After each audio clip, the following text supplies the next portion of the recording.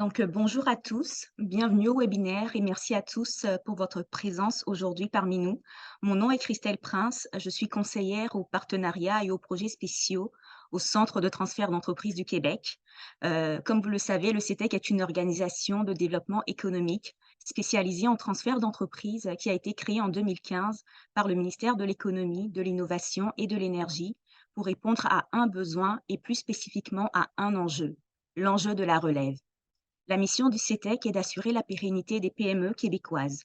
Nous sensibilisons les propriétaires dirigeants afin qu'ils puissent prévoir à l'avance un plan de relève pour transférer leur entreprise, tout comme les repreneurs, en leur donnant les outils et l'accompagnement nécessaires soutenus par notre réseau d'experts. Face à l'ampleur des défis associés au transfert d'entreprise au Québec, notamment celui de la relève, le CETEC, appuyé par Développement économique Canada, a lancé l'initiative Reprenariat inclusif. L'objectif de cette nouvelle initiative est de valoriser et d'exploiter pleinement le potentiel de chaque groupe de la société afin d'assurer la pérennité de nos entreprises. Nous tenons à remercier Développement économique Canada et toute son équipe d'avoir permis de mettre en œuvre ce programme. La question de la diversité et de l'inclusivité est très importante pour le CETEC. Et avec cette nouvelle initiative lancée depuis septembre dernier, nous souhaitons encourager les groupes sous-représentés de notre économie, c'est-à-dire les autochtones, les jeunes, les femmes, les communautés noires, les communautés racisées et bien d'autres, à considérer le reprenariat comme une solution, parce que reprendre, c'est aussi entreprendre. Avec le webinaire d'aujourd'hui, le CETEC et ses partenaires souhaitent vous aider à mettre toutes les chances de votre côté pour réaliser votre projet d'achat et de vente d'entreprise. Nos panélistes vont vous présenter différents programmes de financement disponibles pour la réussite de votre projet entrepreneurial. Nous serons ensemble jusqu'à 13h30, donc 1 heure et demie de webinaire. Nous allons avoir 4 présentations aujourd'hui, donc n'hésitez pas à poser toutes vos questions au fur et à mesure dans la rubrique Q&A et de commenter les échanges, les présentations directement dans le chat. Mes collègues Nolwenn et Chantal vont s'assurer que vos questions soient adressées aux bonnes personnes. Le CETEC travaille avec l'ensemble des acteurs du développement économique et nous sommes très heureux de compter parmi nous aujourd'hui, dans le cadre de ce webinaire, Madame Rachel Mador, qui est gestionnaire de communauté entrepreneuriale chez Futurpreneur. Nous avons également avec nous aujourd'hui Madame Sylvie Gassana, directrice régionale chez Evol pour la région de Montréal. Nous avons Monsieur Ahmed Benbouzid, directeur général chez Micro-Entreprendre. Sans oublier mes précieux collègues du CETEC, Madame Audrey Sébi, conseillère en transfert d'entreprise pour le secteur touristique, et Monsieur Luc Malo, coordonnateur pour la reprise collective. Je vous laisse à présent avec les présentations et on se retrouve tout à l'heure pour la période de questions. Audrey, je te cède la parole. Merci beaucoup Christelle. Bonjour à toutes et à tous. Pour vous présenter maintenant le CETEC. Le CETEC, le Centre de transfert d'entreprise du Québec. Nous sommes un organisme neutre. Nous sommes un organisme à but non lucratif et de développement économique. Nous avons un mandat gouvernemental. Nous sommes soutenus financièrement par le ministère de l'Économie, de l'Innovation et de l'Énergie, mais aussi par le ministère du Tourisme et la SODEC. Nous avons une présence régionale, c'est-à-dire que nous avons une équipe qui est basée partout au Québec.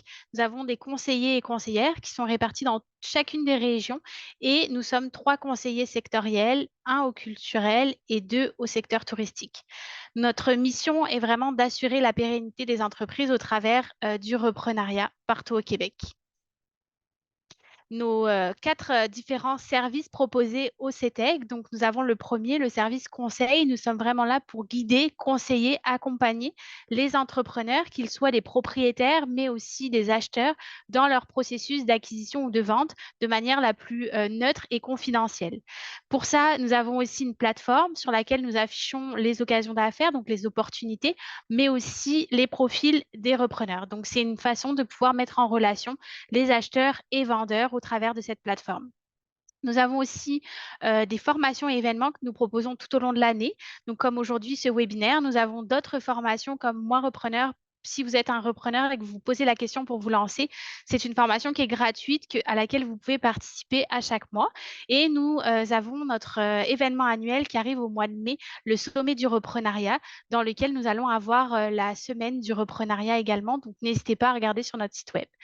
Aussi, nous sommes là pour vraiment vous mettre en relation avec notre réseau d'affaires parce que c'est important dans un processus de transfert de bien vous faire accompagner, que ce soit par des avocats, juristes, fiscalistes, comptables qui ont vraiment l'expertise en transfert d'entreprise. C'est un gain de temps, mais aussi un gain d'argent.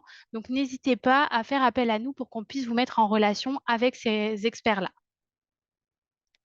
Les différents types de transferts qui existent, parce que c'est une question qui revient très fréquemment de la part de repreneurs ou même de cédants. Nous aidons, nous accompagnons vraiment sur tout type de transfert, externe, interne, familial également quand on parle d'interne, transfert mixte ou la reprise collective dont mon collègue Luc va vous donner plus d'informations par la suite.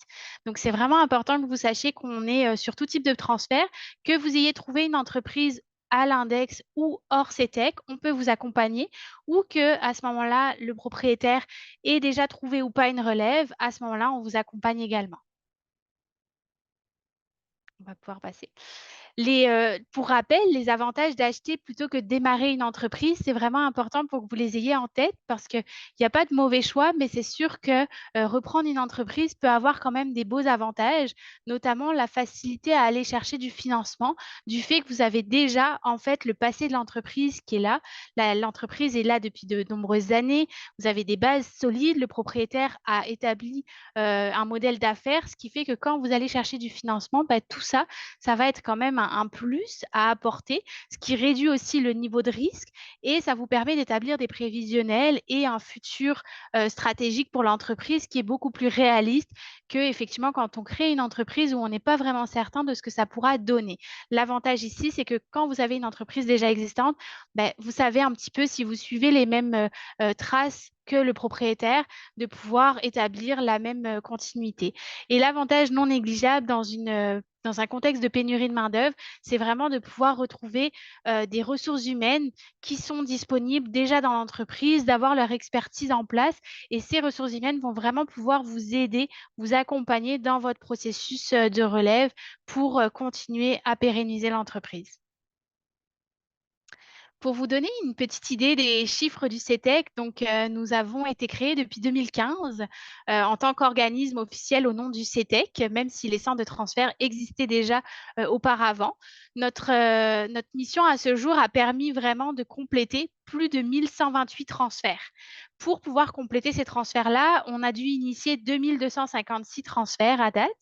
Et tout ça, ça a été vraiment un travail collectif dans lequel on a accompagné plus de 16 235 entrepreneurs et notamment 4 675 entreprises. Ça a vraiment permis aussi d'aller chercher un volume de chiffre d'affaires de 6 milliards de dollars d'entreprises qui ont été sauvées.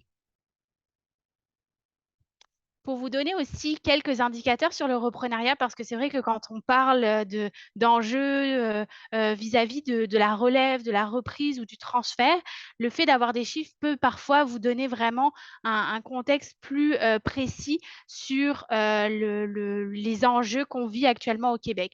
Donc, on a 37% des entrepreneurs, des propriétaires actuels d'entreprises qui ont 55 ans et plus. Donc, ça montre quand même que c'est une partie assez importante du nombre d'entrepreneurs actuels.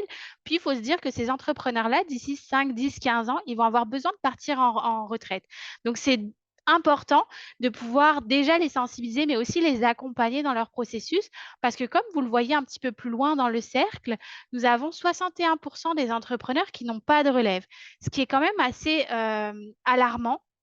Parce que si ces entrepreneurs-là n'ont pas de relève, bah, malheureusement, ils risquent de fermer leur entreprise. Et on le voit, entre 2020 et 2025, on avait une intention de fermeture à 11 600 entreprises, qui est quand même assez conséquent sur les 34 000 qui étaient désignées avec l'intention de transfert.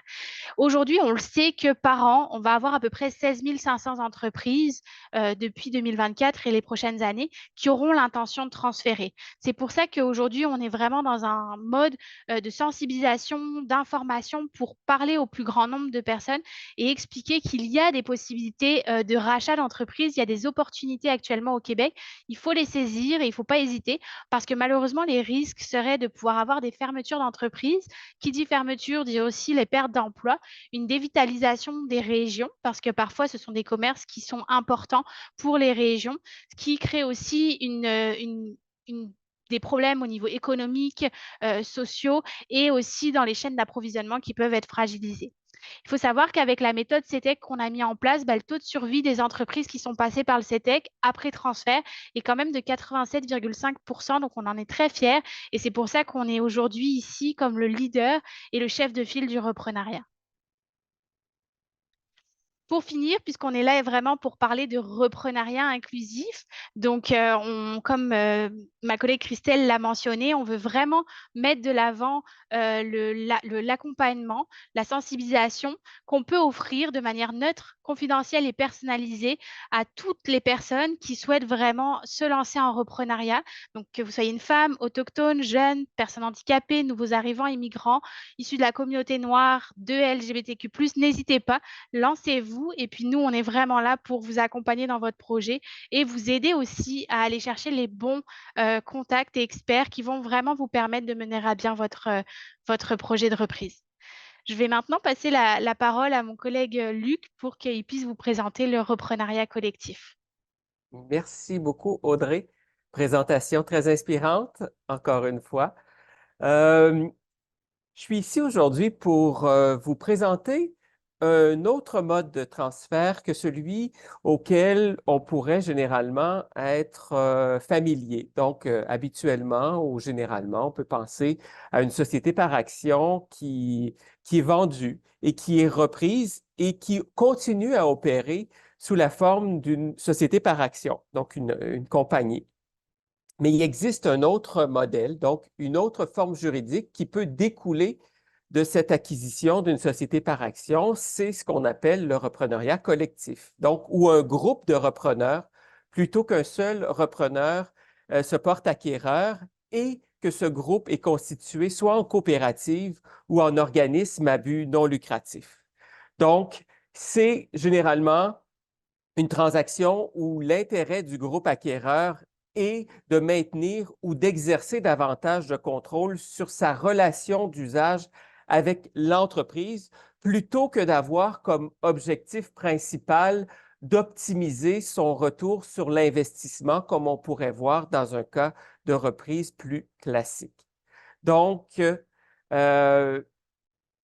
lorsque le collectif décide de s'impliquer et de transcender son rôle habituel, soit de travailleur, soit de consommateur, soit de fournisseur, soit de citoyen, ben, on le fait généralement pour des raisons stratégiques, soit celle de la nécessité. Donc, on sent que cette entreprise-là que l'on souhaite acquérir, ben, c'est nécessaire que le collectif reprenne cette entreprise-là pour la sauver, pour qu'on puisse maintenir notre lien d'usage essentiel, ou par aspiration, lorsque, par exemple, le groupe considère que de procéder à l'acquisition de l'entreprise fait en sorte qu'ils ont une meilleure qualité de vie, de meilleurs services. On peut maintenir une mission, la mission d'une entreprise qui est essentielle à sa collectivité ou à son groupe. Donc, et autre élément qui est aussi intéressant de prendre en ligne de compte lors de reprenariat collectif, c'est que le cédant, donc le vendeur, connaît généralement l'acquéreur et est actif dans l'approche et la constitution du groupe repreneur. Donc, c'est ça. Le cédant souhaite souvent demeurer impliqué dans la transaction d'une façon plus importante parce qu'il connaît son acquéreur, donc il connaît ses clients, il connaît ses employés, il connaît ses fournisseurs, donc il connaît les gens de sa communauté qui pourraient être intéressés par reprendre l'entreprise.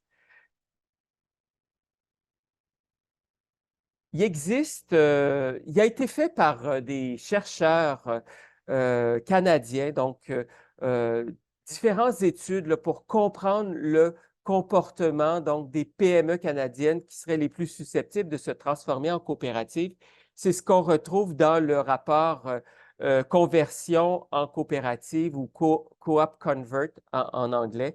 Et les principales caractéristiques des PME canadiennes qui pourraient se transformer en coopérative tournent autour généralement du propriétaire qui souhaite céder son entreprise. Ça peut être souvent une personne qui a le goût de demeurer actif dans l'entreprise et souhaiter tranquillement transmettre le pouvoir et le savoir qui sont essentiels au transfert. Donc, en demeurant membre de la coopérative, le propriétaire cédant peut, de cette façon-là, tranquillement céder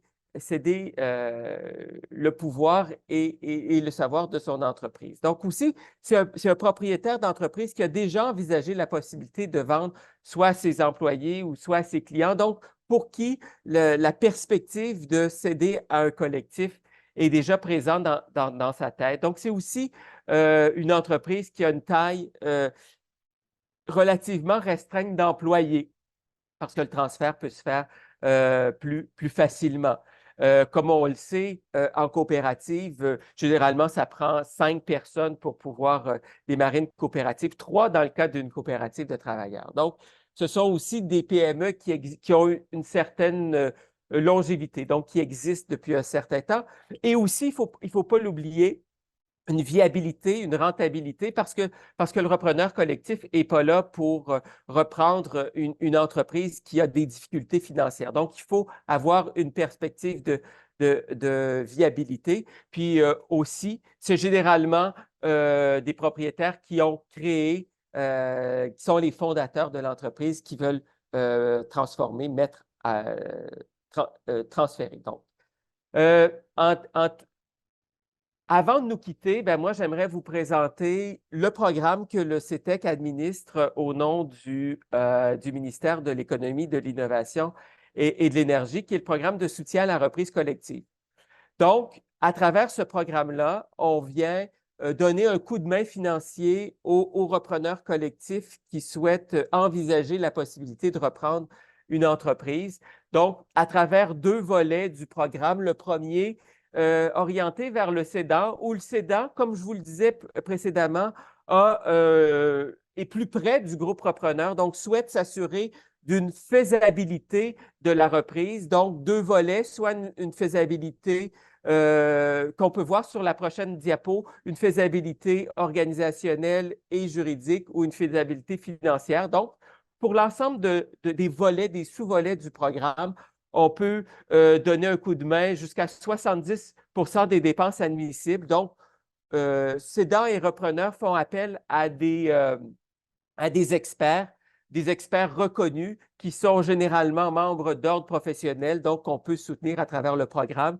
Et le volet principal du PSRC, c'est le volet 2 qui vient soutenir les repreneurs collectifs, soit pour évaluer la valeur de l'entreprise, effectuer des étapes plus près de la transaction, donc vérification diligente, évaluation des coûts de mise aux normes, puis bien sûr, l'essentiel de toute transaction, donc la négociation, puis la rédaction des documents d'entente. Donc, voilà pour la reprise collective. Et si jamais vous avez envie, avec un groupe, de reprendre des entreprises, n'hésitez pas à communiquer avec moi pour que qu'on puisse ensemble regarder à cette possibilité-là et vous présenter le programme de soutien à la reprise collective plus en détail. Donc, merci beaucoup et sur ce, je cède la parole à Sylvie. Merci. Merci beaucoup, Luc. J'espère que vous m'entendez bien. Alors, à moi de vous parler de Evol. Evol, c'est quoi notre mission? C'est vraiment de financer le changement. La mission première de Evol, c'est vraiment de développer, de contribuer au développement d'un entrepreneuriat qui soit beaucoup plus diversifié, beaucoup plus inclusif, beaucoup plus représentatif de la société dans laquelle on est. Alors, et comment est-ce qu'on veut faire ça? On veut le faire en contribuant directement donc à la création d'entreprises, à la croissance d'entreprises, à l'acquisition d'entreprises. Aujourd'hui, on parle du reprenariat. mais tout en ayant un impact positif sur la société, un impact social, un impact environnemental. Donc, c'est important pour nous. Puis, on est vraiment dans les 17 régions du Québec. Donc, ça, c'est vraiment la mission de Evol. Evol, brièvement, peut-être que plusieurs nous connaissent sous le nom de Femmes Essor, parce que Femmes Essor, c'était notre ancien nom, qui était une organisation qui était vraiment vouée à l'entrepreneuriat féminin. Aujourd'hui, Evol, on est beaucoup plus inclusif dans la clientèle qu'on dessert. Et donc, aujourd'hui, on s'appelle Evol, mais peut-être que plusieurs nous connaissent justement sous Femmes Essor. Ça fait quand même 28 ans qu'on existe dans l'écosystème. Donc, on est quand même dans les 17 régions au Québec. Donc, vous avez accès à une directrice dans chaque région. Donc, que vous soyez à Laval, que vous soyez en Montérégie, à Lanaudière, il y a toujours une personne de Evol qui est là pour répondre à vos questions. Donc, peu importe où vous êtes. Ça fait quand même, on a quand même financé presque 41 millions. Donc, on a octroyé près de 41 millions à travers notre existence avec des retombées de presque 217 millions. On a pu quand même rejoindre presque 83 000 entrepreneurs. Donc, ça fait quand même beaucoup d'entrepreneurs qui sont passés, que ce soit à travers nos offres de financement, à travers nos services. Donc, on est extrêmement fiers de pouvoir vraiment contribuer à l'écosystème entrepreneurial. Notre impact, juste en une année, c'est à peu près 10 millions de financement qu'on octroie à des entreprises à travers le Québec. Je vous dirais qu'on est quand même très présent sur les réseaux sociaux. Allez sur notre site evol.ca. On a également une page LinkedIn, une page Facebook. Abonnez-vous à notre infolette si c'est la première fois que vous entendez parler d'Evol pour vraiment être au courant de tous nos services de financement et d'accompagnement. C'est environ 2300 entrepreneurs qu'on accompagne parce qu'on a aussi beaucoup de programmes d'accompagnement qui viennent avec Evol. On est vraiment du financement accompagné. Donc, c'est à peu près notre impact en une année là, dont on est très, très fiers. Principaux constats. Donc, aujourd'hui, on parle du reprenariat. Alors, rapidement, je vais peut-être vous partager quelques statistiques, bien qu'ils ont été nommés en long et en large tantôt par la CETEC. Encore une fois, j'aimerais peut-être juste vous le rappeler. Au Québec, là, on parle beaucoup du reprenariat parce que c'est quand même 6 propriétaires d'entreprises sur 10 qui vont avoir l'intention de vendre leur entreprise dans un horizon de 10 ans. Donc, ça fait quand même beaucoup. Puis, on l'a mentionné tantôt, c'est aussi beaucoup pour des raisons de la retraite qui approche. Donc, il y a quand même de belles opportunités aujourd'hui à saisir si vous avez l'intention d'acheter une entreprise au lieu d'en démarrer une. Et bien sûr, malgré qu'il y a 6 entreprises sur 10 6 propriétaires d'entreprises qui veulent vendre, il y en a juste 4 sur 10 qui ont identifié une relève. Alors, c'est pour ça qu'aujourd'hui, on parle du reprenariat puis de travailler vraiment sur la réserve entrepreneuriale pour s'assurer qu'il y ait un acheteur pour justement ces entreprises qui sont à vendre. Et on le voit, le taux d'entrepreneuriat ou le taux d'intention d'entreprendre auprès des personnes immigrantes est quand même de 27,4 %. Donc, on a quand même un taux entrepreneurial qui est quand même beaucoup plus élevé, notamment chez les femmes. Alors, c'est pour ça qu'on va aussi vers cette clientèle sous-représentée en entrepreneuriat qui constitue vraiment une excellente réserve à développer justement pour saisir toutes ces belles opportunités. Et c'est pour ça qu'aujourd'hui, et vous allez certainement l'entendre parler de plus en plus du reprenariat au lieu de démarrer, bien sûr, une entreprise. Ici, quelques statistiques au niveau du développement durable. Oui, c'est sûr que d'acheter une entreprise, c'est important, mais aussi toute la question de l'intégration du développement durable est extrêmement intéressante. Puis on le voit à travers des études qui ont été faites que les femmes, que les personnes immigrantes, que les jeunes sont très sensibles à ces questions d'impact social, d'impact environnemental. Alors ça nous permet de voir que oui, c'est bien d'acquérir une entreprise, mais aussi de voir l'impact social et environnemental au sein de la société est extrêmement important. Donc, l'intégration du développement durable devrait également faire partie de la stratégie d'acquisition d'entreprises. Alors, Evol, c'est du financement pour les entreprises qu'on appelle à propriété diversifiée et inclusive. Tantôt, je vais vous les nommer, à qui on s'adresse spécifiquement, mais c'est vraiment du financement. Donc, Evol, la mission sociale, c'est vraiment de faciliter l'accès au financement à toutes ces clientèles sous-représentées qui peuvent parfois avoir certaines barrières au niveau de l'accès. Donc, nous, on est là justement pour soutenir ces communautés sous-représentées. Mais en même temps, c'est aussi du financement d'impact. Donc, oui, on veut faciliter l'accès, mais on veut aussi que ces entreprises aient une conscience et une responsabilité au niveau de l'environnement, au niveau de la société. Puis Evol, nous, on s'inspire vraiment des 17 objectifs de développement durable de l'ONU. Et donc, c'est vraiment de soutenir les entrepreneurs à regarder un de ces objectifs-là, puis de s'aligner, puis de dire, en regardant son projet, est-ce que je m'aligne sur l'objectif numéro 12, sur l'objectif numéro 3? Donc, c'est vraiment d'amener les entreprises à réfléchir au-delà de l'impact économique, mais aussi quel est l'impact social, environnemental, comment est-ce que je peux, à travers mon entreprise, revoir peut-être ma production, mon approvisionnement, ma gestion des déchets, est-ce que je suis éco-responsable, c'est quoi le produit que j'amène sur le marché? Donc, même dans votre processus d'acquisition, c'est de regarder aussi ces éléments-là, parce que je pense que c'est devenu un sujet de l'heure, de ne pas juste regarder, oui, l'impact économique, parce que c'est une question de viabilité d'entreprise, mais aujourd'hui, quand on veut aussi aller chercher de nouveaux marchés, il faut regarder tous ces éléments-là d'impact social et environnemental. Alors, je vous encourage, il y a énormément on a beaucoup de capsules sur YouTube, notamment sur Evol, YouTube, donc vous avez des capsules au niveau du développement durable et je vous encourage à vous familiariser, à vous sensibiliser sur ces aspects-là qui sont maintenant de plus en plus importants et que les partenaires financiers regardent de plus en plus votre impact environnemental, social et quelles sont les pratiques éco-responsables que vous intégrez dans l'entreprise. Je pense que ça doit faire partie également de votre réflexion. Rapidement, donc, je parle ici de l'admissibilité, mais ces informations sont également disponibles sur notre site web. Quand je parle des communautés sous-représentées en entrepreneuriat, ici, je m'adresse aux femmes, personnes racisées, personnes immigrantes, les membres des Premières Nations inuites, les personnes de la communauté LGBTQ2+, les personnes en situation de handicap. Donc, il faut vraiment que l'entreprise détienne minimalement 25% des parts. Si vous êtes dans un projet d'acquisition, il faut détenir au moins 25% des parts de l'entreprise que vous souhaitez acquérir. Alors, il faut vraiment que ce soit détenu par une de ces clientèles, soit une femme, une personne racisée, une personne immigrante, dont je les ai mentionnées ici. Et bien sûr, il faut que cette personne occupe un poste stratégique. Donc, ça peut être un employé, il faut que ce soit vraiment l'actionnaire principal ou un des actionnaires qui fasse partie de cette communauté sous-représentée en entrepreneuriat. Et bien sûr, je l'ai mentionné tantôt, il faut que l'entreprise soit en mesure de démontrer qu'elle va mettre en place des pratiques de développement durable, inspirées justement des 17 objectifs de développement durable de l'ONU. Alors ça, c'est vraiment les deux critères, 25% des parts par une des communautés sous-représentées et toute la question de développement durable, parce qu'on veut soutenir des entreprises qui ont un impact et qui sont responsables. Rapidement, au niveau des personnes immigrantes, citoyenneté canadienne, permis de résidence permanente ou le certificat de sélection du Québec, c'est des éléments qui sont aussi admissibles au niveau de l'immigration. Et bien sûr, avoir son activité principale au Québec. Donc, il faut être établi au Québec. Donc, rapidement, c'est du prêt, ce n'est pas de la subvention. Ici, je vous parle rapidement des projets de démarrage parce qu'on ne fait pas juste de l'acquisition, mais c'est pour juste vous démontrer qu'au niveau des projets de démarrage, on fait de 20 000 à 75 000.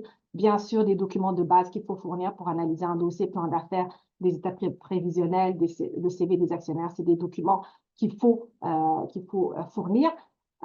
Par contre, pour un projet d'acquisition de relève, on peut aller jusqu'à 450 000. Alors, c'est sûr que si, par exemple, votre coût de projet est de 1 million, à ce moment-là, nous, on va peut-être rentrer à 450 000, mais on va faire intervenir d'autres partenaires financiers. Il peut y avoir des Desjardins, de la BDC, des partenaires comme PME Montréal. Donc, il y a plusieurs partenaires qui financent des projets d'acquisition aujourd'hui. Donc, c'est vraiment de faire une bonne structure, un bon montage financier, mais Evol est maxé à 450 000. Bien sûr, un résumé de projet, donc un plan d'affaires ou un résumé de projet, des états financiers à jour de l'entreprise, toujours très important, les 3 dernières années, les états financiers intérimaires. Donc, la documentation financière est extrêmement importante, bien sûr, quand vous voulez acheter une entreprise et quand vous allez justement approcher votre partenaire financier, c'est des documents qu'il faut avoir pour commencer à faire une analyse de dossier. Donc, ici, un élément qui peut être important, donc tous les secteurs d'activité sont admissibles. Au niveau de la mise de fonds, ce qui nous différencie, c'est qu'on va demander juste 5% du coût total du projet.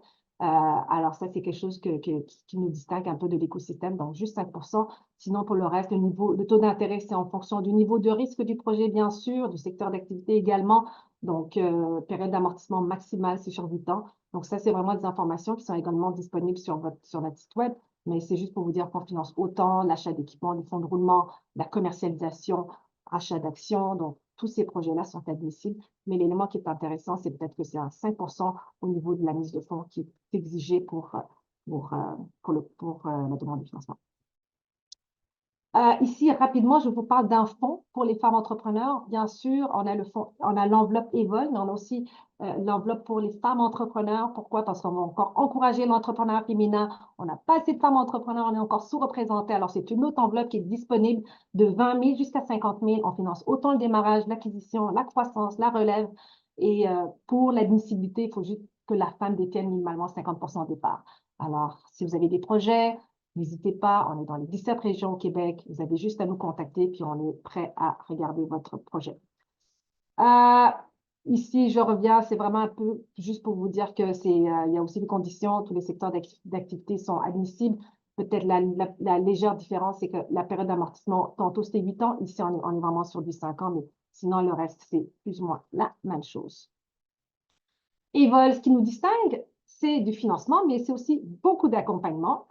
Et nous, on accompagne nos entreprises. Donc, on les suit, on fait des suivis aux 3 mois, on regarde les états financiers, on regarde les prévisions financières de l'entreprise, on fait des visites dans l'entreprise. Donc, on est très proche de nos entrepreneurs. On a aussi un accompagnement au développement durable. Ce qu'on souhaite de nos entreprises qu'on finance, c'est qu'elles soient des championnes au niveau du développement durable. Donc, on a tout un programme, que ce soit en groupe, que ce soit en individuel. On a des coachs à l'interne. Que vous ayez besoin de conseils pour développer vos ventes. On a des experts en marketing ou en légal, ressources humaines. Donc, on est là justement pour accompagner l'entreprise, pour l'amener à un autre niveau. Donc, c'est vraiment tout un programme d'accompagnement qui a été développé depuis les 25 dernières années et qu'aujourd'hui, qui sont disponibles justement pour les entrepreneurs qu'on finance et qui sont accompagnés par Evol. Quelques outils qui pourraient être très intéressants pour vous. Un rédacteur de plan d'affaires qui est disponible gratuitement sur notre site web. Modèle de prévision financière, très important de faire vos prévisions financières. Quand on achète une entreprise, on endette l'entreprise. Alors, c'est toujours intéressant de voir est-ce que j'ai la capacité de rembourser la dette? Alors, les modèles de prévision financière sont faits pour ça. Capsule sur la gestion financière. Quand vous êtes un entrepreneur, quand vous décidez d'être un entrepreneur, il faut comprendre vos chiffres. Je pense que vous le savez. Alors, ces capsules sont faites, sont gratuites et c'est un excellent moyen d'aller chercher ces compétences financières-là afin qu'on puisse, en tant que avec un partenaire financier, d'avoir le même langage financier. Alors, ces capsules sont gratuites. Elles sont également sur notre site evol.ca.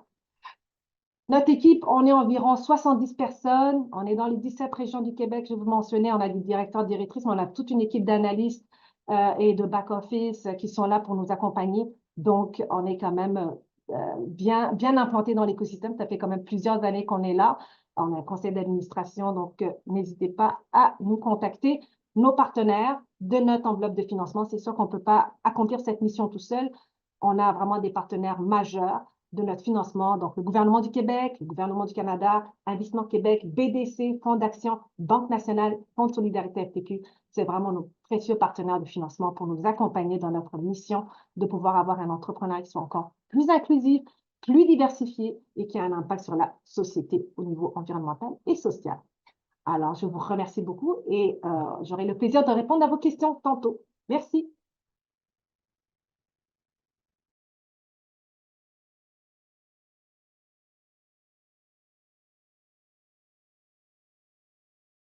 Bonjour tout le monde, moi c'est Rachel, je suis gestionnaire des communautés entrepreneuriales pour le programme de démarrage pour entrepreneurs noirs chez Futurpreneur et je vais vous présenter Futurpreneur aujourd'hui.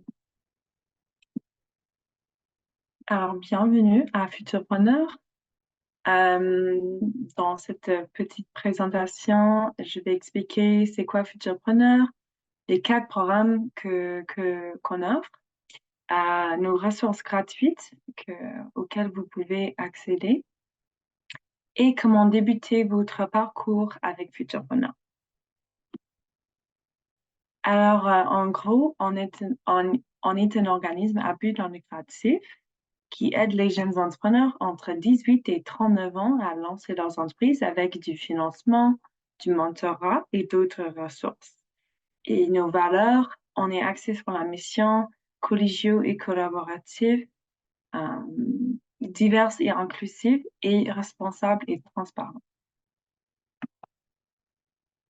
Alors, pour vous parler un peu de notre impact, on existe depuis 1996. On a aidé plus de 17 700 entrepreneurs a lancé plus de 13 900 entreprises en donnant plus de 200 millions de dollars avec le mentorat autour. 44% de nos entreprises sont dirigées par des femmes, 22% par les entrepreneurs noirs et 4% par les entrepreneurs autochtones. Alors, je vais présenter 3 programmes de démarrage pour commencer. Alors, notre programme de démarrage pour la population générale, et d'ailleurs, tous nos programmes offrent un prêt sans garantie basé sur votre crédit personnel. Donc, ce programme offre jusqu'à 15 à 20 heures de support avant le lancement, jusqu'à 60 000 $ en financement sans garantie et inclusif, 2 ans de mentorat d'experts individuels, des ressources et des événements pour vous aider à élargir votre réseau et vos compétences, puis des ressources et des réseaux pour soutenir votre croissance en tant qu'entrepreneur. On a aussi un programme de démarche pour entrepreneurs autochtones qui offre encore du financement inclusif de 5 à 60 000 $. On offre 2 ans de mentorat, des ressources spécialisées, y compris une version propre aux Autochtones de notre rédacteur de plan d'affaires et modèle de flux de trésorerie, des occasions de réseautage avec un réseau national d'entrepreneurs, de dirigeants et d'organismes communautaires autochtones, et du coaching et soutien de notre équipe qui fait toute partie de la communauté autochtone. Le programme de démarrage pour entrepreneurs noirs, qui est le programme que moi je représente, offre encore un financement inclusif de 5 à 60 000 $, 2 ans de mentorat d'experts individuels. On offre des ressources, y compris notre rédacteur de plan d'affaires et notre modèle de flux de trésorerie. On a des occasions de réseautage avec notre réseau national d'entrepreneurs, leaders et organismes communautaires noirs. Et ce programme est le seul programme chez Futurpreneur qui offre un financement supplémentaire jusqu'à 40 000 $ financé par la RBC. Et ça, c'est possible après 2 ans, entre la 2e et 4e année, après avoir reçu notre premier prêt. On offre aussi du coaching et du soutien, bien sûr, de notre équipe qui fait tous partie de la communauté noire. Alors, éligibilité pour ces 3 programmes, en gros. D'ailleurs, on finance le démarrage, l'acquisition et la succession. Tout ça compte pour nous comme démarrage. Alors, il faut avoir entre 18 et 39 ans. Il faut être citoyen canadien ou résident permanent du Canada et réside actuellement au Canada. Si vous êtes étudiant, il faut être en dernière année d'études et il faut avoir dépassé le stade de la recherche et développement. Si vous avez déjà commencé, il ne faut pas avoir opéré à temps plein pendant plus de 12 mois. Et si vous n'avez pas encore commencé, il faut être prêt à commercialiser dans les prochains 3 à 6 mois. Et vous pouvez toujours regarder nos critères d'éligibilité sur notre site web, mais on s'en reparle. En fait, vous allez parler avec votre propre gestionnaire des communautés entrepreneuriales pour vérifier votre éligibilité plus dans les détails. Maintenant, on a un 4e programme qui est un programme à temps partiel. Et ça offre jusqu'à 15 000 $ en financement inclusif, sans garantie encore, jusqu'à 15 à 20 heures de support avant le lancement et 2 ans de mentorat. On a des ressources et des événements pour vous aussi, pour élargir et améliorer vos connaissances, et des ressources et réseaux pour soutenir vos activités secondaires. pour être éligible à ce programme à temps partiel, il faut avoir entre 18 et 39 ans, être citoyen canadien ou résident permanent et réside au Canada.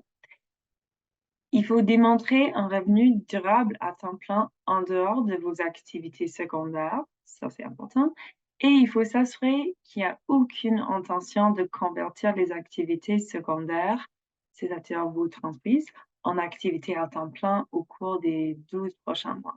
Alors le but, c'est vraiment de rester à temps partiel. Et les critères d'éligibilité se trouvent sur notre site web encore. Alors, c'est ça pour nos programmes. Maintenant, je vais vous partager un peu nos ressources gratuites. Alors, on a beaucoup de ressources gratuites sur notre site web. On offre un rédacteur interactif de plan d'affaires, des modèles de flux de trésorerie, une section sur le mentorat et plus de 100 modèles de plan d'affaires en fait.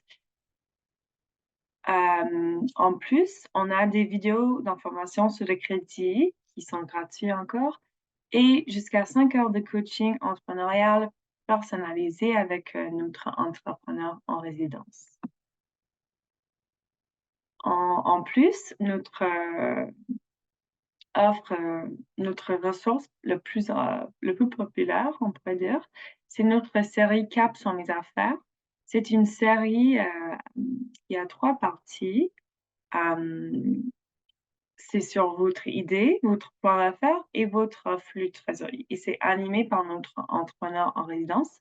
Ça arrive chaque 2 mois. Donc, ça va arriver en mars. Vous pouvez vous inscrire dès aujourd'hui. Et c'est vraiment utile pour vous si vous, et peu importe à quel stade vous êtes. Et vous n'êtes pas obligé de suivre les 3. Vous pouvez juste choisir un ou 2. Alors ça, c'est vraiment utile. Alors, pour résumer un peu, et pour vous aider à vous situer, si vous êtes au stade de l'idée, je vous suggère de suivre notre série de webinaires Cap sur mes affaires.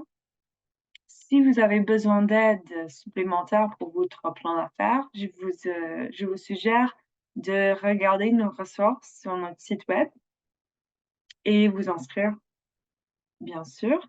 Si vous êtes à la recherche d'un financement, c'est le moment de vous inscrire aussi et vous serez directement mis en contact avec un gestionnaire de communauté entrepreneuriale comme moi, mais pour votre région et votre programme. Et si vous n'avez pas besoin d'un financement pour l'instant, mais vous aimeriez avoir plus d'infos sur le crédit, je vous invite à vous inscrire aussi parce que quand vous vous inscrivez, vous pouvez avoir accès à notre série de vidéos d'informations sur le crédit. Et pour le fonctionnement de notre processus, vous vous inscrivez, puis vous serez mis en contact avec le gestionnaire des communautés entrepreneuriales, comme moi. Et vous travaillerez avec cette personne pour préparer vos dossiers. Ensuite, vous appliquez et vous serez contacté par un analyste qui va faire l'analyse pendant 2 à 3 mois variables. Et enfin, vous allez avoir votre mentor et votre décaissement après.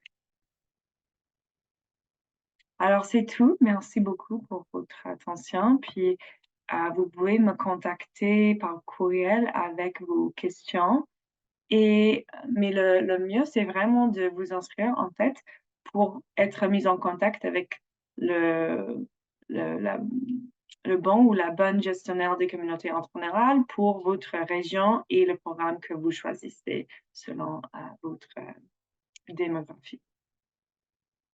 Merci.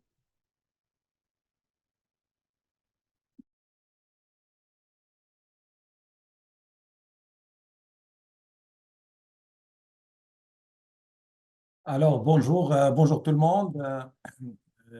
C'est avec un grand plaisir que je vais vous entretenir sur le réseau Micro-entreprendre, nos services, nos avantages, notre déploiement à travers le Québec. Euh, vous avez probablement entendu parler du microcrédit. Donc, le microcrédit entrepreneurial, c'est une formule qui a fait ses preuves, qui existe depuis des années maintenant. Il y a certains de nos organismes qui existent depuis 35 ans. Le réseau Micro-entreprendre existe depuis 23 ans. Et donc, nous sommes auprès des entrepreneurs par rapport à un créneau en particulier dont je vais vous parler tout à l'heure. Donc, pour le microcrédit, les microcrédits et pour les personnes qui ont peut-être pas tous pas tous les atouts pour accéder à des programmes. Comme vous le savez, il y a beaucoup de programmes qui existent, mais en même temps, on va demander certains critères, par exemple une mise de fonds, par exemple avoir un excellent dossier de crédit, etc. Donc, nous, notre approche, c'est vraiment de permettre à des personnes qui peut-être auraient pu être exclues d'un certain nombre de programmes de pouvoir avoir accès à un accompagnement, avoir accès à du financement. Ce financement peut être utilisé comme un levier. Par exemple, nous, on ne va pas demander une mise de fonds. Donc, la mise de fonds que vous avez au microcrédit, vous pouvez l'utiliser aussi dans un montage financier qui va vous permettre d'ouvrir d'autres portes. Donc, c'est vraiment l'approche d'inclusion. Pour nous, ça, c'est la philosophie du microcrédit. C'est vraiment de permettre à des personnes qui ont un projet, qui ont un rêve entrepreneurial, mais qui ont certaines limites de pouvoir percer et de réaliser leur projet. Donc, le microcrédit est là pour ces personnes. Notre déploiement, donc nous sommes un réseau de 20 organisations. Nous sommes présents dans toutes les régions du Québec. Donc, nous sommes présents physiquement dans les régions. Ce sont des équipes dans toutes les régions. Cela nous permet évidemment d'avoir un contact direct avec les entrepreneurs partout dans toutes les régions du Québec et offrir vraiment un service personnalisé aux personnes dans leur propre territoire, dans leur propre région. Le microcrédit, donc concrètement, c'est quoi? C'est vraiment une formule qui combine l'accompagnement et l'accès au financement. Nous, on est dans la fourchette de 20 000 $ et moins. Et je vous rappelle un petit chiffre qui est très parlant, c'est que quasiment une entreprise sur deux au Québec démarre avec moins de 20 000 $, démarrage ou reprenariat.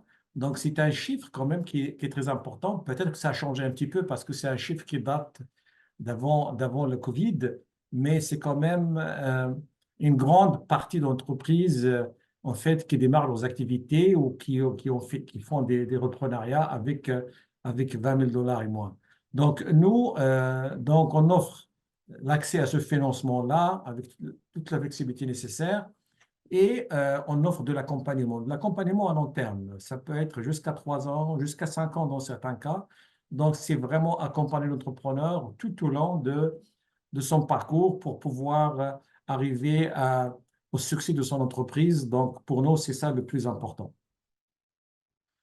Par rapport aux services, donc évidemment, les organisations en région s'adaptent à ce qui est offert dans leur écosystème local. Donc, ils travaillent vraiment avec les partenaires au niveau local, mais également axés sur les besoins de l'entrepreneur. Pour nous, il y a une dimension qui est très importante, je vais insister là-dessus, c'est la dimension humaine.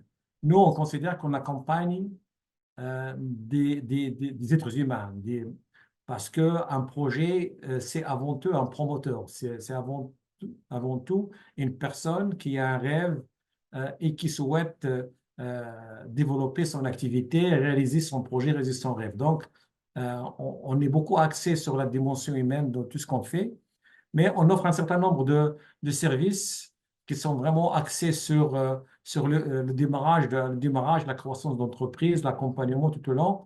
Donc, ça peut être des ateliers collectifs, le développement de plans d'affaires, un suivi individualisé, comme je l'ai dit, à long terme, de l'accès à la formation, selon les besoins également, accès avec des partenaires à du mentorat, La mise en réseau, ça c'est important pour nous aussi parce que durant la Covid, on a fait des focus group et on s'aperçoit que les entrepreneurs nous ont fait part de toute la question de manque de réseau, de l'isolement. C'est important parce que une personne qui était dans une entreprise, elle a un réseau professionnel, mais quand il démarre son entreprise, bien souvent, il va se retrouver, notamment en région, il va peut-être avoir besoin de réseau. Et donc, c'est un besoin qu'on a identifié et sur lesquels on travaille avec les entrepreneurs. Il y a également toute la facilité d'avoir accès au financement, comme je l'ai mentionné. Donc, pour nous, ce qui est important, c'est la qualité de projet de l'entrepreneur, c'est le profil de l'entrepreneur, c'est sa motivation. Donc, on va être plus obsédé par la qualité de projet, par la volonté de l'entrepreneur de réussir, que par la gestion du risque du prêt qu'on va lui faire. Donc, pour nous, ce qui est important, c'est le succès de l'entrepreneur. Évidemment, le remboursement, ça vient par la suite. Donc, j'ai mentionné qu'on est axé sur la dimension humaine, c'est très important pour nous. Évidemment, l'impact, donc ça va de soi aussi que on a un souci par rapport à l'impact parce que nous, ce qu'on souhaite avoir, c'est d'avoir des changements positifs dans la vie des personnes.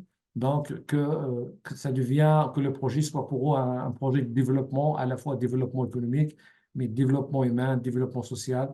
Donc, pour nous, ce sont des dimensions qui rejoignent les valeurs du microcrédit. Je l'ai mentionné, donc on est dans le créneau de 20 000 $ et moins. Quand il y a un besoin qui dépasse les 20 000 $, évidemment, il y aura un montage financier qui peut se faire avec des partenaires donc, qui permettent d'avoir accès à d'autres programmes. Il y en a plusieurs qui ont été mentionnés aujourd'hui avec les participants aujourd'hui. Donc, vraiment, pour nous, le microcrédit est une porte d'entrée pour l'entrepreneur. C'est le premier pas qu'il peut faire, qui va lui ouvrir d'autres portes si les besoins, évidemment, dépassent le créneau de 20 000 $ et moins. Évidemment, on gère différents programmes, notamment le programme de soutien aux travailleurs autonomes dans certaines régions. Donc, c'est axé sur le travail autonome. C'est un service spécifique également qu'on offre.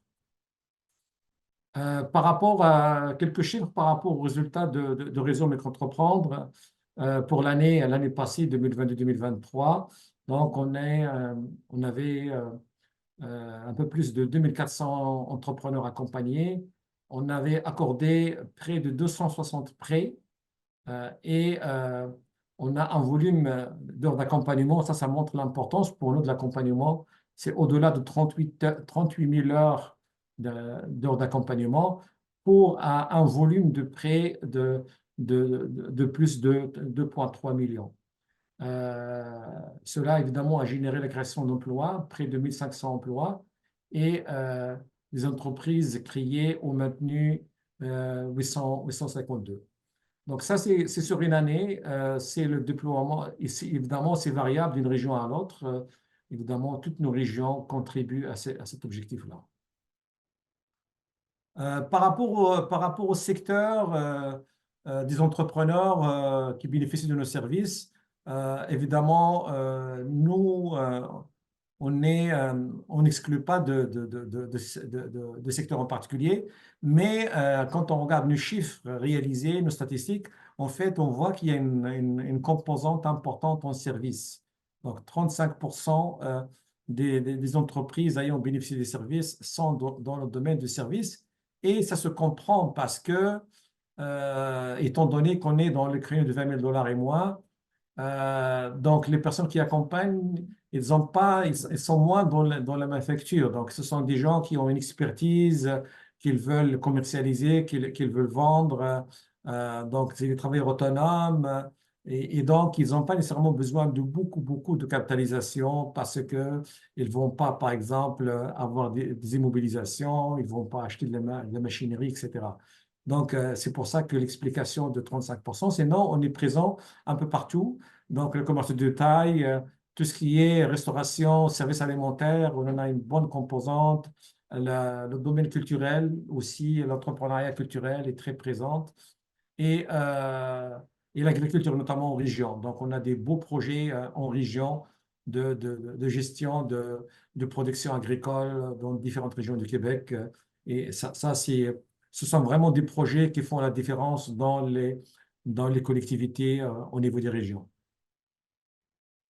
Par rapport au réseau, je l'ai mentionné, il existe depuis 23 ans, mais certains de nos organismes existent bien avant.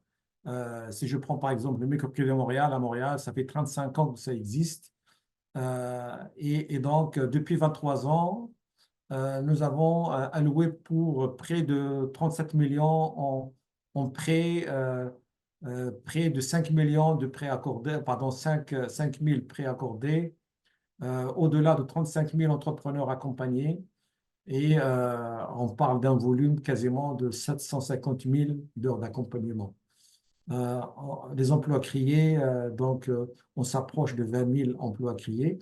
Alors ça, ce sont nos impacts quantitatifs, mais au-delà de ça, pour nous, ce qui est important, c'est que la personne puisse avoir un service de qualité, un service individualisé qui a accès sur les besoins de la personne et qu'on tient compte beaucoup des besoins de l'entrepreneur, que par exemple de savoir c'est quoi le risque c'est quoi la gestion de risque par rapport au prêt, etc. Donc pour nous, quand on réunit les conditions, à savoir on a un entrepreneur qui est motivé, qui a un projet qui est fiable, il croit son projet. Pour nous, ce sont les ingrédients gagnants pour qu'on puisse accompagner la personne, tout en considérant les limites que les personnes peuvent avoir, comme je l'ai mentionné. Ça peut être un manque de réseau, ça peut être un manque par exemple, d'actifs pour des garanties. Ça peut être, par exemple, que le dossier de crédit, que la personne n'a pas nécessairement de dossier de crédit. Je pense, par exemple, aux personnes immigrantes, les nouveaux arrivants, qui n'ont pas nécessairement de dossier de crédit. Donc, ce sont des considérations que nous, on va... en fait, qu'on va dépasser. On va aller au-delà de ça pour dire à la personne, il y a tel élément qui est manquant, mais nous, on va travailler avec toi pour pouvoir réaliser ton projet. Ce qui est important pour nous, c'est d'avoir un projet, d'avoir un promoteur qui soit motivé. Donc, par rapport le profil des personnes qu'on a accompagnées, donc, comme je l'ai mentionné, nous, on part du principe qu'on accompagne des individus. Et ça rejoint un petit peu toute la question de la diversité. Donc, on a les jeunes, c'est quasiment 3 jeunes sur 5 qui sont en fait, des entrepreneurs accompagnés qui sont des jeunes de 18-35 ans. On a une bonne proportion de personnes. On a une personne sur 5 qui est une personne issue de l'immigration. Mais à Montréal, on parle de 3 personnes sur 4. Donc, il y a vraiment une majorité des personnes desservies à Montréal qui sont issues de l'immigration. Donc, ça comprend évidemment toutes les communautés diversifiées.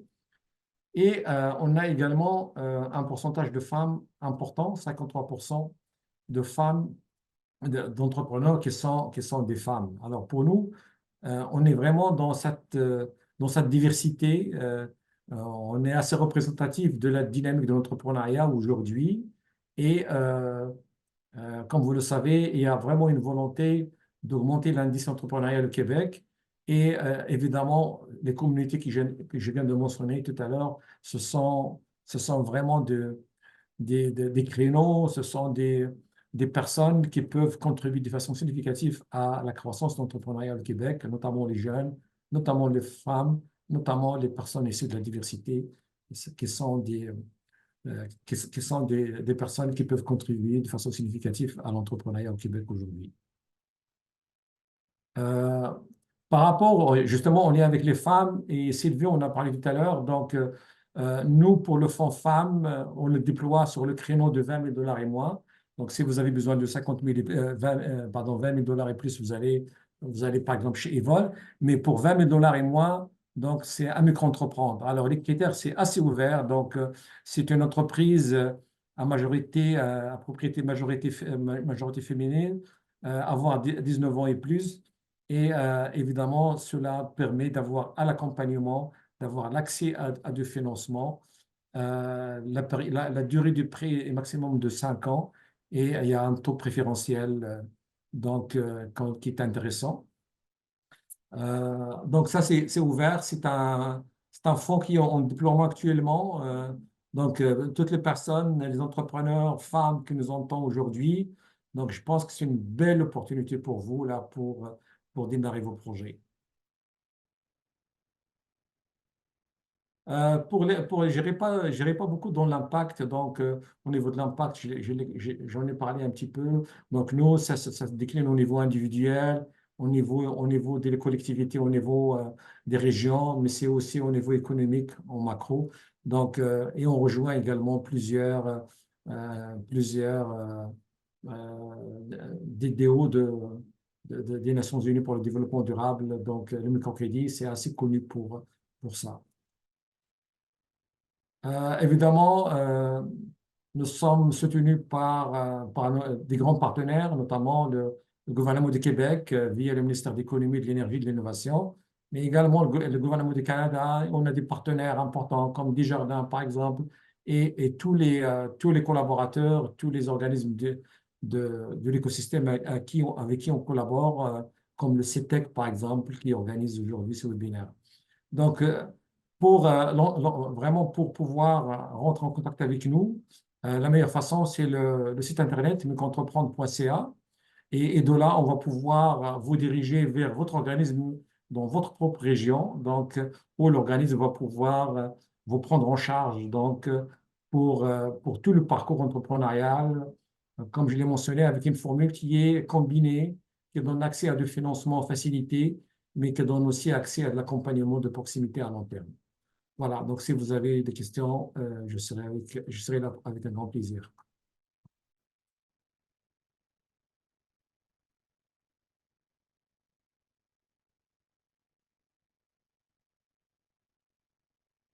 Merci beaucoup, Ahmed, et merci à tous nos panélistes pour vos présentations. Donc, on va pouvoir passer à la période de questions-réponses. Et juste avant de te laisser la parole, Chantal, j'aimerais juste adresser un petit message à tous. On a eu un petit commentaire dans le chat par Anne Solène. Je ne sais pas si elle est toujours là ou si elle a quitté, mais l'objectif en fait, Anne Solène voulait savoir si elle pensait que le webinaire serait plus dans l'intervention de repreneurs issus de la diversité. Donc, au fait, juste pour lui répondre, l'objectif de ce premier webinaire n'est pas vraiment d'aller au cas par cas, de parler des cas spécifiques, mais c'est plus pour sensibiliser vraiment tous les groupes sous-représentés dans l'économie québécoise, de les sensibiliser sur les différents outils, mais aussi sur les différents services offerts par le CETEC et ses partenaires. Donc, c'était juste pour clarifier ça. Donc, je ne sais pas si elle est toujours là et si elle m'écoute, mais c'était juste pour clarifier ça. Donc, on va pouvoir passer à la période de questions. Donc, Chantal, avons-nous quelques questions qui ont été posées par nos participants? Oui, tout à fait. Merci, Christelle. Il y a des questions qui s'adressent en particulier aux intervenants, puis il y en a des plus générales. Donc, je vais y aller à tour de rôle là, pour passer chacun d'entre vous. Donc, la première question pour Sylvie. En tant que personne sous-représentée qui souhaite reprendre l'entreprise familiale, est-ce que l'appui de Evol est possible seulement après l'achat des parts de l'entreprise? En fait, l'accompagnement, il y a de l'accompagnement qui est disponible bien avant aussi. C'est sûr que la majorité de l'accompagnement, c'est vraiment post-financement, comme les suivis en entreprise, le suivi financier. Mais il y a quand même de l'accompagnement, par exemple, sur notre site web, tout l'accès au niveau du plan d'affaires, au niveau des prévisionnels, des outils qui sont disponibles pour vous préparer, sont gratuits. C'est de l'accompagnement aussi. Également, tout ce qui touche les cellules de co-développement, si vous voulez rencontrer d'autres entrepreneurs, échanger avec eux sur leur réalité entrepreneuriale, c'est également disponible pour les entrepreneurs qui ne sont pas financés. Il y a également la brigade d'experts. Si vous avez envie de consulter un expert pour 1 heure de consultation gratuite, vous pouvez aller dans la brigade d'experts, même si vous n'êtes pas financé, vous avez quand même accès à ces consultations-là. Si vous voulez rencontrer un expert, que ce soit en comptabilité, en marketing. Donc, vous avez quand même accès à quelques heures de consultation. C'est sûr que quand on est financé, c'est vraiment, l'accompagnement est beaucoup plus complet au niveau du développement durable, au niveau de l'accompagnement par les employés même de Evol et le suivi. C'est sûr que c'est beaucoup plus développé, mais pour les entrepreneurs qui sont non financés également, il y a quelques outils qui sont gratuits sur le site web et vous avez également accès à des coachs qui peuvent aussi répondre à vos questions. Merci beaucoup. J'ai une question pour Rachel. Si on planifie l'incorporation d'une nouvelle société dans le but de faire un transfert d'entreprise préexistante, est-ce que le 12 mois va être compté à partir du début de la nouvelle société?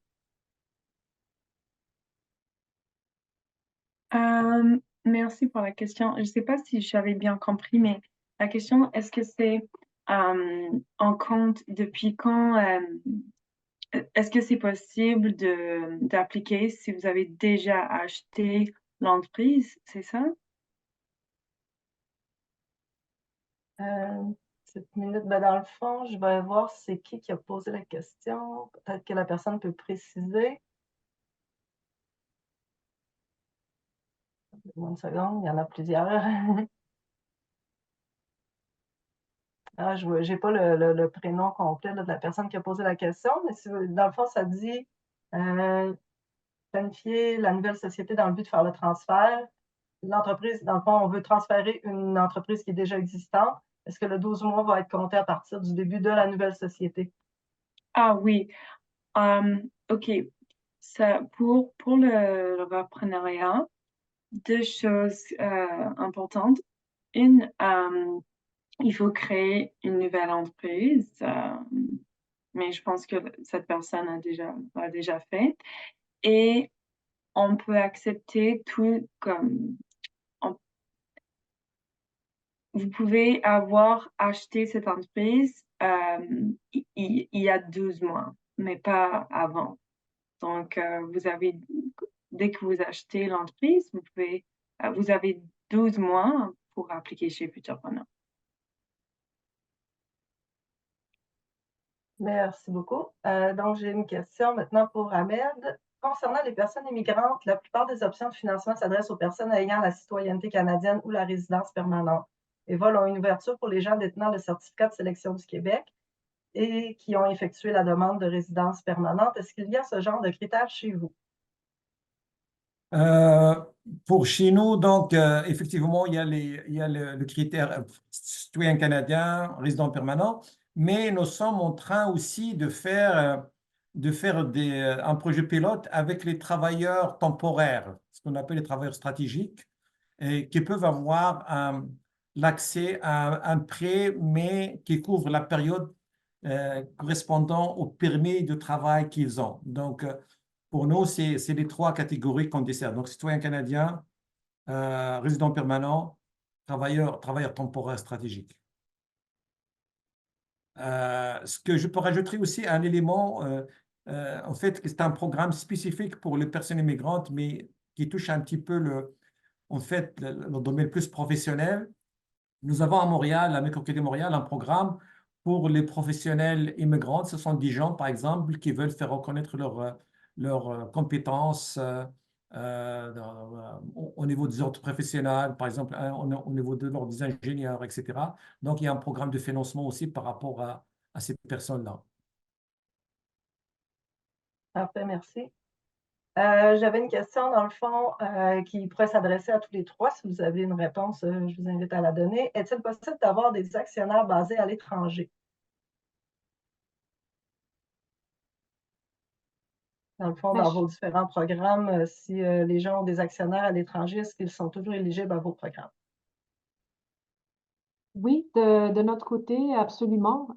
C'est possible, mais bon, c'est sûr qu'il faut quand même que l'actionnaire majoritaire soit au Québec. Puis c'est sûr, c'est de regarder aussi l'implication, c'est quoi les rôles de chacun des actionnaires dans l'entreprise. Est-ce que c'était vraiment un actionnaire juste minoritaire qui peut-être a juste investi une somme d'argent? C'est quoi son rôle dans la compagnie? C'est sûr qu'on va faire l'analyse de code de crédit, les garanties personnelles et tout ça, la capacité de remboursement sur la personne sur qui on va faire l'analyse qui est au Québec. Alors, c'est sûr que c'est possible, ça va être du cas par cas. C'est vraiment de regarder le projet dans son ensemble, les rôles de chacun dans l'entreprise opérationnelle ou juste investisseur. Et donc, c'est quelque chose qui est possible. Mais c'est sûr que si l'actionnaire basé à l'étranger détient 80%, puis au Québec, c'est 20%, là, en ce moment, on n'est pas là. Mais c'est possible d'avoir des actionnaires qui sont basés à l'étranger, mais c'est vraiment du cas par cas qu'on va regarder le dossier.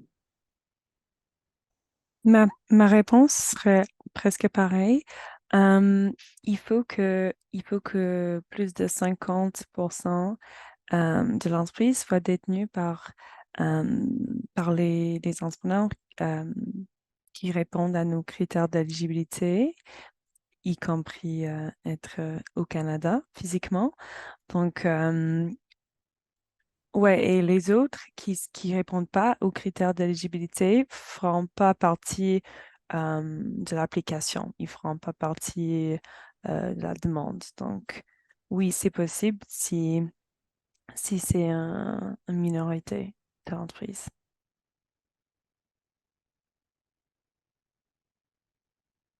Au niveau des microcrédits, étant donné que nous, on prête à des individus, donc vraiment la personne doit répondre aux critères que j'ai mentionnés tout à l'heure. Là. Donc, on n'est pas dans des cas complexes où on a des actionnaires à l'étranger et tout ça.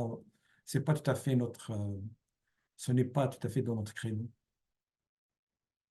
Parfait, merci beaucoup. Est-ce que les intervenants du CETEC ont des informations à ce sujet-là par rapport à cette question-là?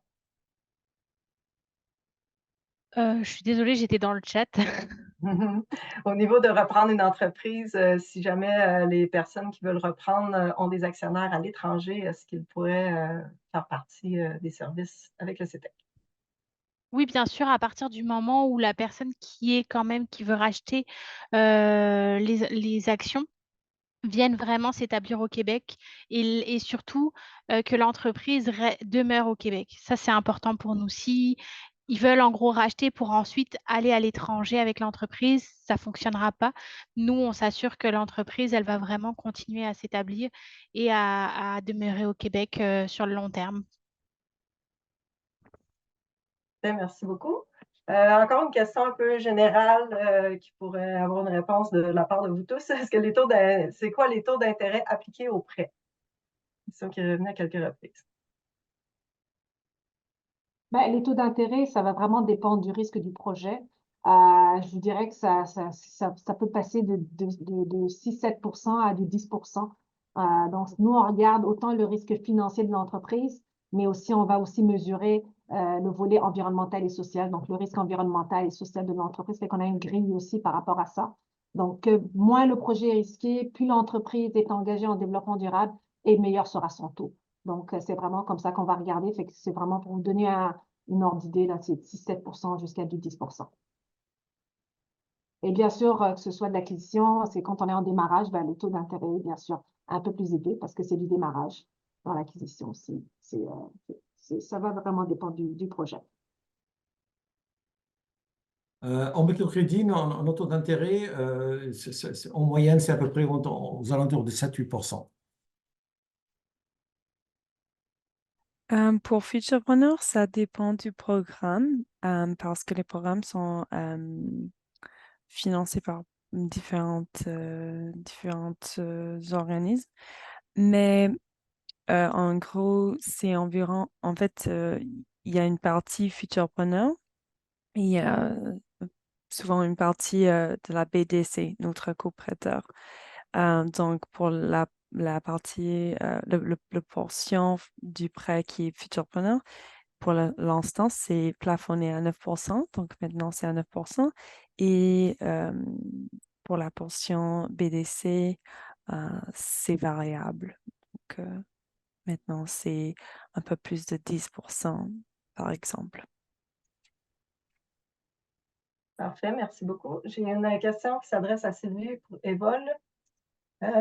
Est-ce qu'à part les prêts, il y a parfois des subventions, des bourses offertes dans l'organisation?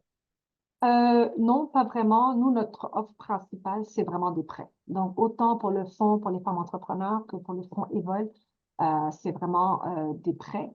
On a des plus petites subventions, mais c'est vraiment plus pour nos entreprises financées. Mais ça, l'enveloppe est en train de se terminer. Donc, je préfère vous dire qu'on est vraiment dans du prêt présentement. Là, on n'a pas vraiment de subvention.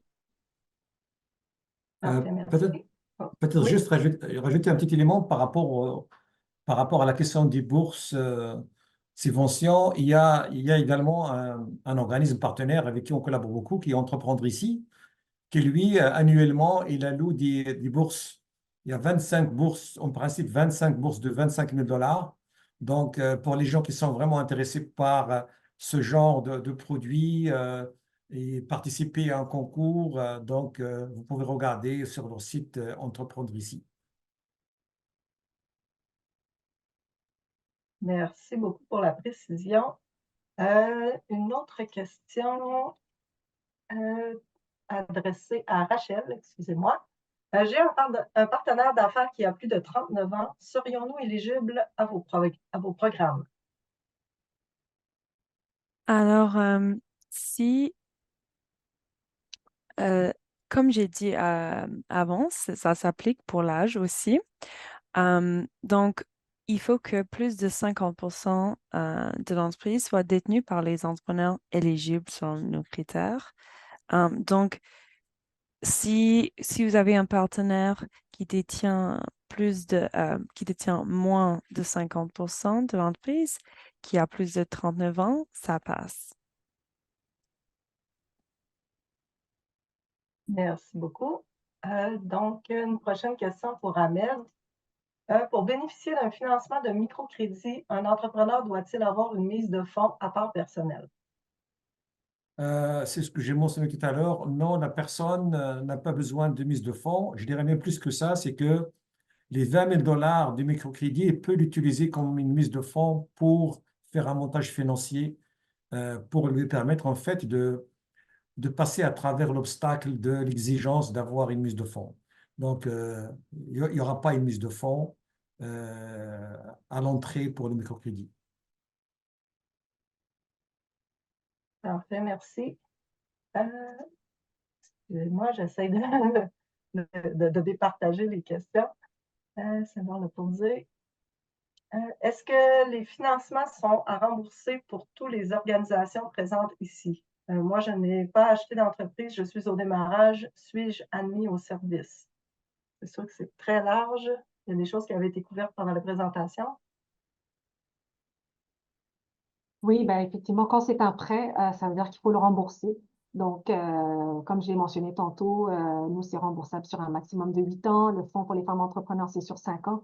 Donc, oui, quand c'est un prêt, à ce moment-là, il faut absolument rembourser avec des intérêts. C'est ça. En fait, quand c'est des subventions, par contre, là, c'est une subvention, c'est pas remboursable.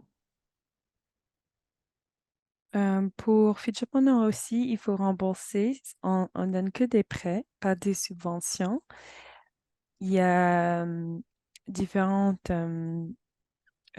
périodes de remboursement comme tous les programmes à démarrage, c'est 5 ans à rembourser et le programme à temps partiel, c'est 4 ans. Et la première année, c'est le congé de capital, mais sinon, c'est vraiment, il faut rembourser. Par contre, les prêts sont sans garantie. À micro-entreprendre, c'est également des prêts euh, remboursables, ça va de 3 à 5 ans. Par contre, comme je l'ai mentionné, dans l'esprit de flexibilité pour les entrepreneurs, nous, on peut parfois donner des moratoires sur le remboursement, sur le capital. C'est ce qu'on a fait durant la période de Covid. Ce qu'on peut faire aussi, on peut donner ce qu'on appelle des prépans. Quelqu'un qui a vraiment besoin d'un soutien financier parce que il a des comptes qui n'ont pas encore été payés, tout ça. Donc, on peut intervenir pour donner pour le cash flow sous forme de prêts, ce qu'on appelle les nano-prêts, les micro-prêts, les prépans. Mais ce sont des prêts qui sont remboursables, mais avec une certaine flexibilité. Merci beaucoup. J'ai une question pour Luc du CETEC. Comment se finance une reprise collective?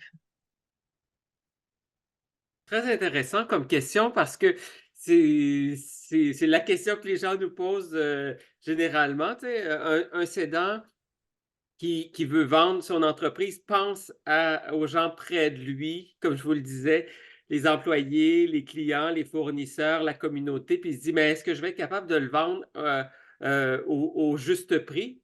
Oui, effectivement, c'est ce qui va arriver. Ce n'est pas une vente au rabais quand on vend un collectif. Et il existe, et on est très, très chanceux au Québec, il existe un écosystème propre au mode de reprise collective. Donc, et d'ailleurs, je fais une plug, l'atelier Repreneuriat collectif au sommet sur le repreneuriat, là, donc des 1 et 2 mai prochains, va porter justement sur comment on est capable de financer adéquatement une reprise par un collectif. Donc, si vous êtes là, venez nous voir à notre atelier. Ça va nous faire plaisir d'aller plus en détail, mais de façon régulière dans les webinaires des partenaires de notre écosystème, on parle justement de la façon dont on peut bien financer une reprise collective. Et d'ailleurs, avec le réseau Coop et la coopérative de développement régional du Québec, on est à préparer un webinaire qu'on va vous présenter un petit peu plus tard au printemps sur ce sujet brûlant pour tous les gens qui sont intéressés par le repreneuriat collectif. Donc voilà, merci beaucoup. Merci beaucoup, Luc. Question pour Audrey du CETEC maintenant. Est-ce que vous proposez des financements au CETEC?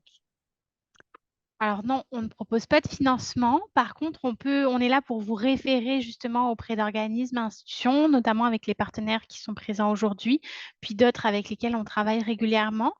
Et il faut savoir qu'on a un programme par contre qui s'appelle Accès Expert, qui est plus disponible actuellement, qu'il sera prochainement sûrement, et qui permet d'aider à payer une partie, à rembourser une partie des frais d'expert pour les repreneurs et les cédants. C'est vraiment la seule aide financière qu'on apporte, on va dire, au travers de ce programme-là, mais on n'offre pas à proprement parler de financement Pour le moment. pour le moment. Pour le moment. Merci beaucoup. Ça en fait une prochaine question. Est-ce que, peut-être qu'il y a des différentes réponses selon les intervenants, est-ce que les membres de l'Alliance autochtone du Québec sont considérés autochtones par les programmes de soutien en entrepreneuriat? Oui ou non? Sinon, pourquoi? Ben, je pense que le programme, il est inclusif. Donc, on est là pour parler de repreneuriat inclusif. Donc, oui, absolument, tout le monde est inclus dans ce programme. Donc, les membres de l'Alliance sont les bienvenus. Ils pourront aussi prendre part à tous ces programmes qui sont offerts. Je confirme ce que tu dis, Christelle. Parfait. Parfait, merci Sylvie. Pour une question pour Ahmed, le processus de décaissement prend combien de semaines pour un entrepreneur? Ça prend, évidemment, ça prend de la complexité, ça prend de, est-ce que l'entrepreneur, il a tout ce qu'il faut comme document, etc. Donc, c'est à peu près, ça peut tourner aux alentours de 4 semaines. Nous, pourquoi 4 semaines? C'est parce que nous, en fait, l'attribution des prêts, ça passe à travers un comité d'experts qui vont analyser, qui vont conseiller l'entrepreneur s'il y a des modifications à faire, des améliorations, etc. Mais ça tourne aux alentours à peu près de 4 semaines. Parfait, merci beaucoup. J'ai une question ici qui concerne, en fait, je pense qu'elle peut concerner tous les programmes. Est-ce que les projets de start-up sont concernés et quels accompagnements sont offerts pour les projets de start-up?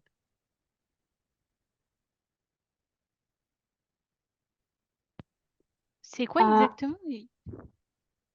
J'ai l'impression qu'on parle peut-être de démarrage ici. Oui. Peut-être que la personne peut préciser dans le chat, s'il vous plaît. On me demande, dans le fond, si l'accompagnement concerne les projets de start-up, si oui, quels accompagnements peuvent être à ce niveau-là. Si je peux répondre rapidement, de notre côté, chez Evol, comme j'ai mentionné, il y a le plan d'affaires que vous pouvez déjà commencer à compléter, parce que ça, c'est un des documents qui va vous être demandé quand vous allez chercher du financement. Et une fois que vous avez complété, il y a une personne aussi au sein d'Evol qui est vraiment au niveau du préfinancement, qui peut regarder également votre plan d'affaires, vous faire des recommandations également sur vos prévisions financières. Mais il y a d'abord un travail qui doit être fait par les entrepreneurs de compléter le plan d'affaires, parce que le plan d'affaires, ça peut pas être la personne qui le fait, mais Nous, on a quand même une personne qui va passer à travers votre documentation pour s'assurer que tout est complexe, ça fasse du sens et tout ça, etc., pour vous apporter des commentaires, notamment autant sur votre plan d'affaires que sur vos prévisions financières. Donc, il y a de l'accompagnement pré-financement qui est également disponible pour des projets de démarrage. Et pour nous, tout ce Oh, qu'on oui. fait est démarrage, donc toutes nos ressources et tout notre organisme est quand même axé sur le démarrage. Parfait, merci beaucoup. Désolée d'avoir coupé la parole. Je regarde l'heure, il était 24, on va en prendre une dernière. Dans le fond, c'est une question en lien avec l'index du CETEC. Il y a 2 entreprises sur l'index qui ont été trouvées. Comment puis-je m'assurer que ces entreprises opèrent dans le secteur d'activité qui m'intéresse sans être membre? Bah, c'est sûr que vous avez la possibilité, effectivement, depuis la page web du CETEC, de pouvoir voir les entreprises selon le secteur et la région recherchée qui sont disponibles actuellement sur l'index. Pour aller un peu plus loin dans le détail, vous pouvez toujours aussi appeler notre équipe de chargés relations clients qui, eux, vont pouvoir vous donner peut-être un petit peu plus de détails sur le sous-secteur afin de vous assurer de ne pas vous inscrire inutilement. Mais quoi qu'il arrive, sachez que vous pouvez, pour 25 $ par mois, vous inscrire et avoir accès à l'index et aller chercher un petit peu des entreprises partout au Québec.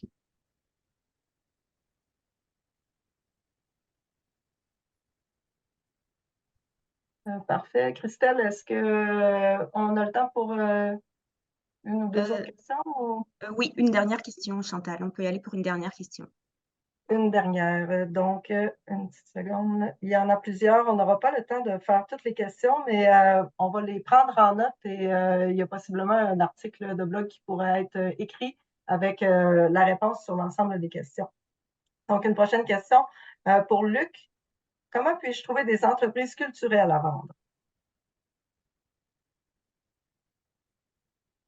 Ben, je pense qu'Audrey aurait très bien pu répondre J'ai également pas osé à ça. couper. Non, mais t'aurais dû. On est habitué, Audrey, de travailler en synergie, d'avoir une pensée conjointe et commune sur le CETEC. Donc, ben, il y a évidemment notre collègue Éric Chouinard, qui est notre conseiller sectoriel en culture qui peut vous accompagner. Et bien entendu, notre plateforme de référencement là, qui est l'index. Ce sont là 2 belles ressources qui peuvent vous aider à ce niveau-là. Audrey, tu complètes? C'est exactement ça. Si vous avez, vous recherchez dans un secteur en particulier, n'hésitez pas à contacter le conseiller régional. Vous avez le contact sur le site web. Et puis, bien entendu, si vous avez déjà des entreprises, comme une entreprise idéale en tête, vous pouvez aussi prendre les devants et peut-être les contacter pour savoir s'ils auraient de l'ouverture. Puis des fois, on le voit que ça permet à ces propriétaires-là de commencer à penser justement à la relève et de leur donner l'envie de peut-être passer le flambeau un petit peu plus vite que ce qu'ils auraient pu imaginer.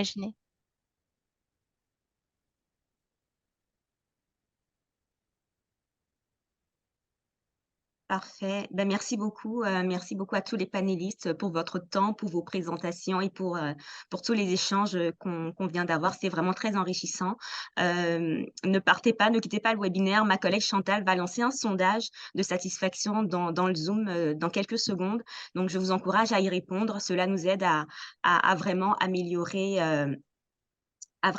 nos webinaires, la qualité de nos webinaires. Et puis, avant de partir, je vous rappelle que les 1er et 2 mai prochains aura lieu le sommet du reprenariat pour sa 7e édition au Palais des Congrès à Montréal. Donc, c'est vraiment l'événement par excellence pour tout savoir sur la vente et l'achat d'une PME au Québec. Donc, on aura des ateliers, des panels, des témoignages, des conférences. On aura du réseautage aussi. Et puis, on va lancer pour la grande première le club des repreneurs.